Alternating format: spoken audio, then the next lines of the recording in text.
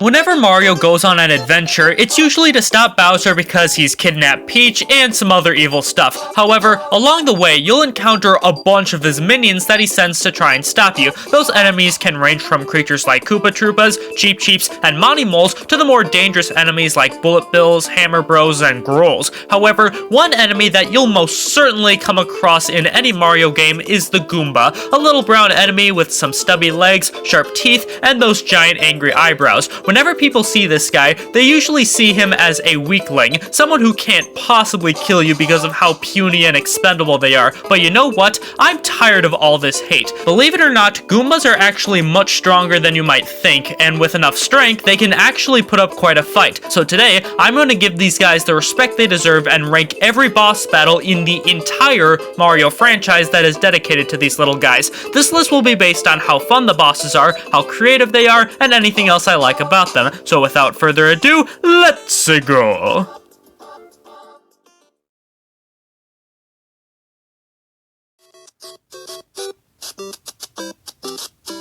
Even though the original Super Mario Bros. Has definitely aged quite a bit, I can't deny that it's still pretty fun to play even in today's world. The levels are well designed, the music is catchy, and this game introduced a bunch of iconic characters. However, one aspect of the game that is pretty lackluster is the bosses. Literally every enemy you encounter at the end of the castle is a version of Bowser, and he gets more attacks as the game goes on. However, if you kill the first Bowser with a fire flower, you'll see that it was actually a Goomba the entire time. The fact that Goomba was able to hold the shape of Bowser and even breathe fire like him is pretty impressive to say the least. Regardless, this boss is still very easy and requires little to no effort to beat. The same thing goes with the first boss in Super Mario Bros. The Lost Levels, which is the exact same fight. So, as impressive as it is for Goomba, it's still a pretty boring fight.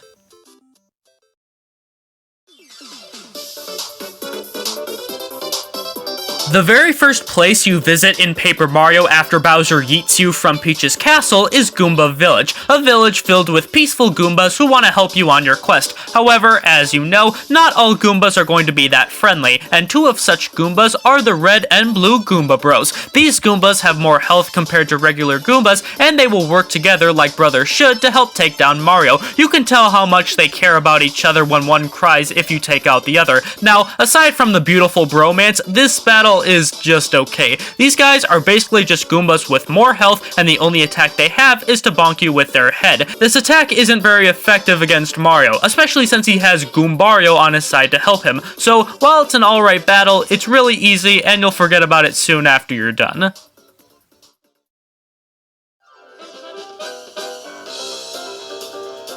But we're not done with these guys just yet. What if I were to tell you that they were just henchmen for a much bigger threat? Yep, after you defeat the Goomba Bros, they'll start crying and run off into this giant castle. Once you reach the castle yourself, you'll meet the Goomba King, a giant Goomba with a crown, striped pants, and two tufts of white hair for a mustache. He and the Goomba Bros will team up to try and defeat Mario. The Goomba Bros won't be that hard to beat since we weakened them from the first fight, but the Goomba King won't be as easy. He has 10 HP, can kick you, and can make these yellow things fall from the tree to attack you. With more unique attacks and the Goomba Bros assisting him on the side, the Goomba King is a much more interesting fight, even if it's still pretty easy. You'll definitely beat this guy on your first try, but it's still cooler than just the Goomba Bros on their own.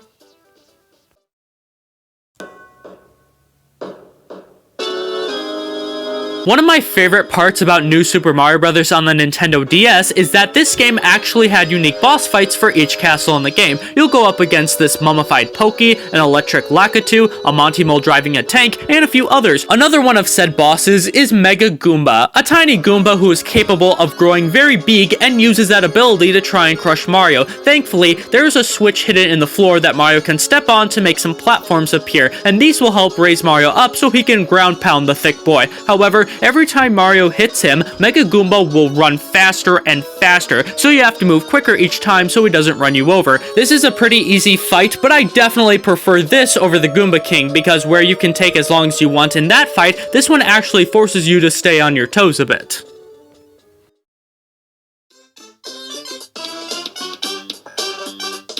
I still can't get over the fact that the Nintendo DS, a tiny handheld like this, was not only able to run a fully remastered version of Super Mario 64, but also include a bunch of new content on top of it. We got brand new levels, minigames, and bosses to fight, with one of those bosses being next on this list. If you hop into this painting and make it to the end of the level, you'll meet Goombas, leader of the Goombas and holder of the key to unlock Mario. That's right, a Goomba was able to kidnap Mario. Not very heroic looking, plumber boy? Anyways, it's up to Yoshi to stop Goombas, and the only way to do that is to run around this donut-shaped arena, gobble up one of his Goomba minions, and launch them back at him. Each time you do this, Goombas will get red with anger, making him bigger and faster, so you have to move quickly so you don't get hit by him. It's not a very difficult fight, but it's fun nonetheless, and it gives you this epic feeling for defeating an opponent so ginormous.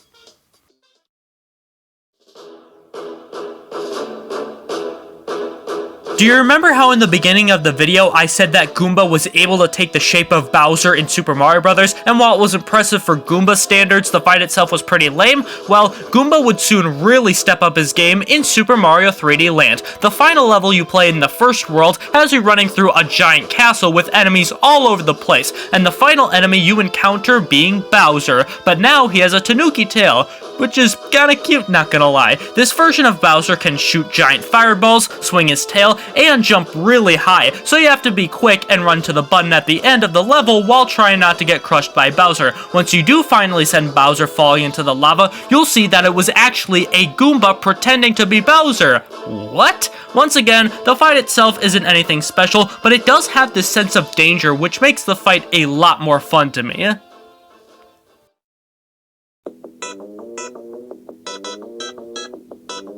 While the more modern Mario parties weren't as well received compared to the originals, one of my favorite new additions were the boss battles. And sure, boss battles did exist before then, but these games made them an integral part of the adventure. One of those games was Mario Party Island Tour, and the very first boss you'll find in that game is Goomba Tower. It's, well, a tower made out of Goombas. These guys will chase you around this grassy arena, trying to run you over. The only way to defeat them is to pick up an apple that falls from the sky and throw it at the Goomba so they'll fall down. Then you pick up more apples to knock them off the arena. Once you reach the halfway point, the Goombas are gonna get pissed off, so more of them will be added to the tower, and explosive fruit will fall from the sky. This fight is pretty creative, not hard, but just fun to go through, and it serves as a great first boss for the harder ones you'll fight later on.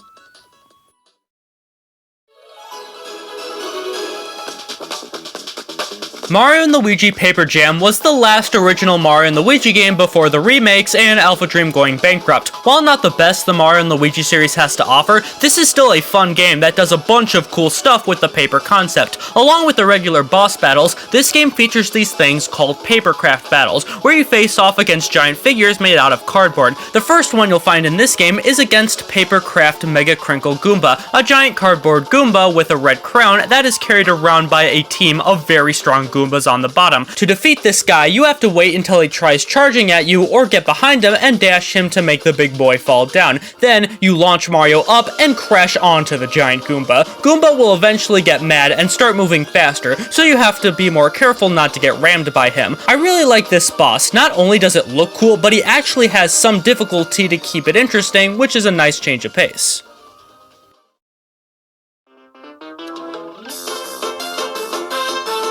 As I said a few spots back, Super Mario 64 DS introduced the character of Goombas, the giant Goomba leader who was so powerful he managed to kidnap the one and only Mario. However, after Yoshi beat him in that game, he probably got mad and wanted revenge, so he would later return in Mario Kart DS's mission mode as another boss battle. This fight, or better yet this race, takes place in Baby Park. You and Goombas have to race around this track 3 times, and whoever gets to the end first wins. Goombas moves faster than you, but he also stops to drop Goombas in front of you, so you have to be careful of those. Each lap, Goombas will get bigger and angrier, just like in Mario 64, making it more imperative that you don't get in his way or else he'll trample you. The reason why this boss is so high up on the list is because of how fast-paced it is. Goombas is genuinely fun to race, and he can beat you if you haven't mastered the controls.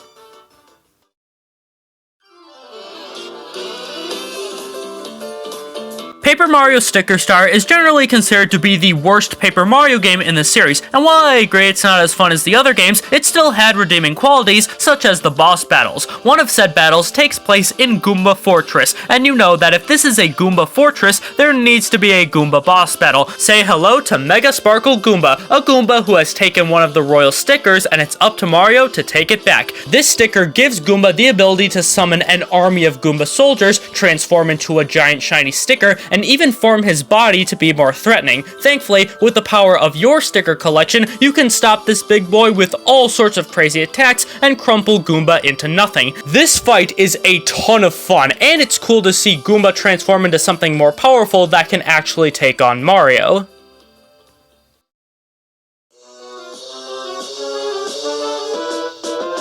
Mario Party 10 was the only Mario Party to be released on the Wii U. Contrary to popular belief, I thought this game was pretty fun, especially with the minigames, and just like its predecessors, the boss battles were awesome, and the first one you'll encounter is against Mega Goomba. In this game, you and up to 3 other players must climb ladders to jump on Mega Goomba's head, and you have to be careful not to get hit by Mega Goomba or the flying squirrels that'll glide when you climb the ladders, or you'll lose a point. After Mega Goomba loses half his health, he will get really pissed and start moving faster, and the flying squirrels will zoom by more often. I can't help it, but I just love this boss. Not only is it very energetic, but the fact that you're trying to get more points than the other players gives this minigame a competitive nature that I really like. However, we still have one minigame to go.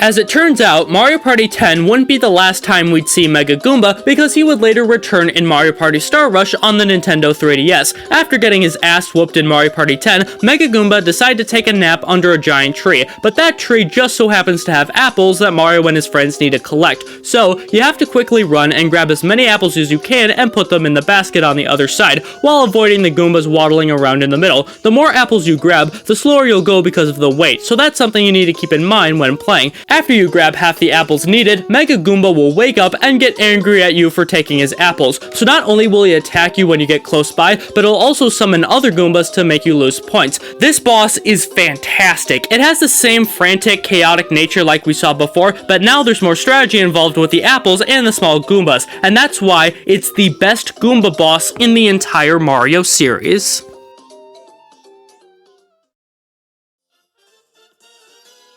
So there you go. There's every Goomba boss battle in the entire Mario series ranked. If there's anything to take away from this video, it's that never underestimate a Goomba, because they might just have a few tricks up their sleeves that you would never expect. But anyway, thank you guys so much for watching this video. If you enjoyed it, then make sure to give it a like, and subscribe to my channel so you'll know when I post more stellar content like this. Have a great day, stay safe out there, and I will see you in the next one.